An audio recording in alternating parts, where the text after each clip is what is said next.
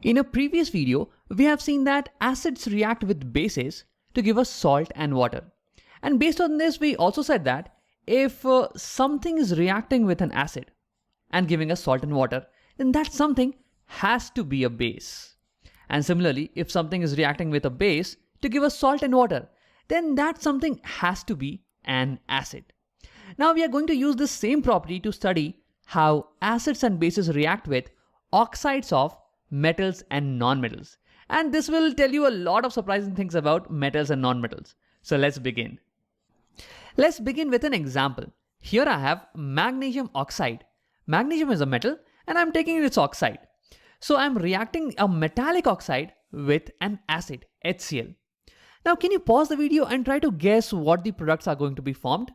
And based on the chemical reaction, can you also guess what is the nature of magnesium oxide? Pause the video and give it a try. Now if you have tried it, let's see. So now magnesium ion is going to be attracted to chlorine minus ion.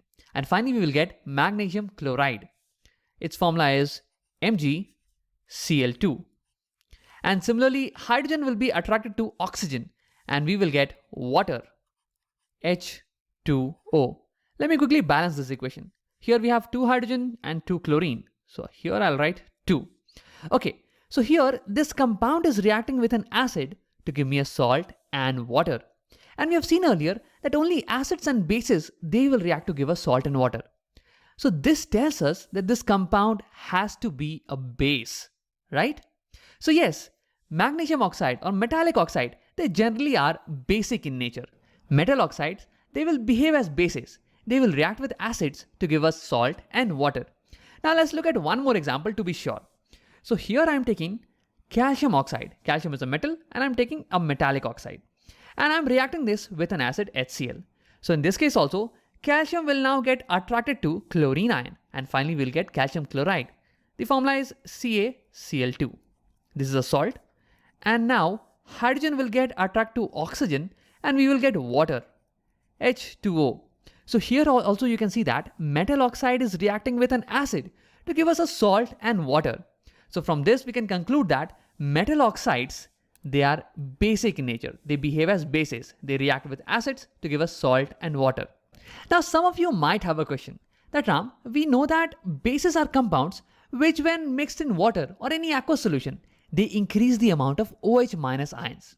How is it that calcium oxide, this when mixed in water, this will increase the OH minus ion? How is it a base? So that is a very good question. For this, let's look at a little bit in depth. So here I'm taking calcium oxide and I'm mixing it with water. Now what's going to happen is that calcium oxide, this will dissociate and break into its ion. Calcium plus 2 ion and oxygen minus 2 ion. And this oxygen ion will combine with water molecule. And they both will form hydroxide ion, OH minus ion. Well, since there are 2 oxygens and 2 hydrogens, to be correct, I should write 2 OH minus. Okay, now you can see that when a metal oxide is mixed in water or any aqueous solution, it will give rise to hydroxide ion. And since it is increasing the amount of hydroxide ion, we can say that metal oxides are also basic in nature. In fact, to prove the same, I have an experiment for you. Here I have calcium oxide mixed in water and I am putting a red litmus into it. You can see that the color changes to blue. And you know that that only happens in case of a base. The red litmus changes to blue. So hope this convinces you that metal oxides are basic in nature. Okay, now with this, can you guess what will be the products formed when a metal oxide reacts with a base? For example, let's take calcium oxide and let's react it with sodium hydroxide. Can you guess what will be the products formed over here?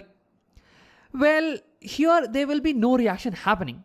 In fact, see, calcium oxide, we have seen that this will break down to give me calcium ion and hydroxide ion.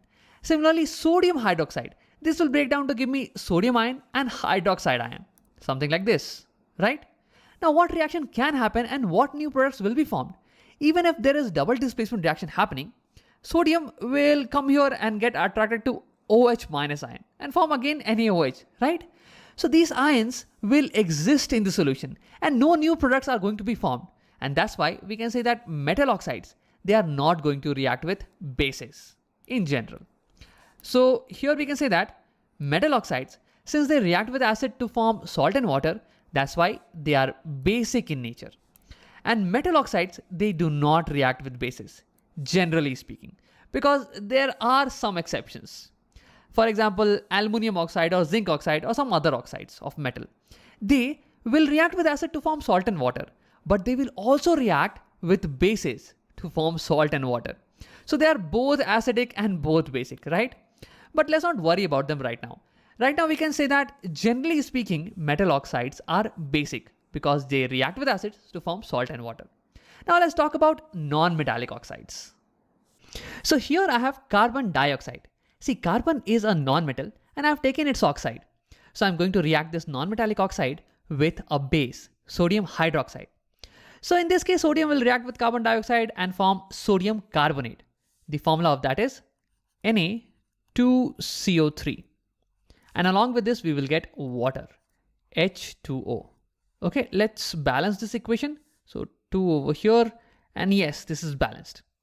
Okay, so here we can see that this compound is reacting with a base to give me salt and water. And we have seen earlier that acids and bases react to give salt and water. So by that I can say that this compound has to be an acid. Then only it can react with a base to give me salt and water, right? So yes, non-metallic oxides, they are acidic in nature. They behave as acids. They will react with bases to give us salt and water. So from here we can conclude that non-metal oxides, they are acidic in nature. And now you might be wondering, Ram, how is this happening? Because I know that by definition, acids are those compounds which are when mixed with water or any aqueous solution, they increase the amount of H plus ion. So how is carbon dioxide increasing the amount of H plus ion? So for this, let's look at a little bit in detail. So see, when carbon dioxide is mixed with water, it will form carbonic acid, H2CO3. And you know, this generally exists as H plus and HCO3 minus ion. So you can see that when carbon dioxide is mixed with water, we are getting more number of H plus ion, right? The amount of H plus is increasing. And that's how we can confidently say that carbon dioxide, this non-metallic oxide, is acidic in nature. Now let's summarize the video. After watching this video, you would be able to answer what is the nature of metallic oxides and what is the nature of non-metallic oxides. And don't worry if you are still confused. You can go back and watch the video again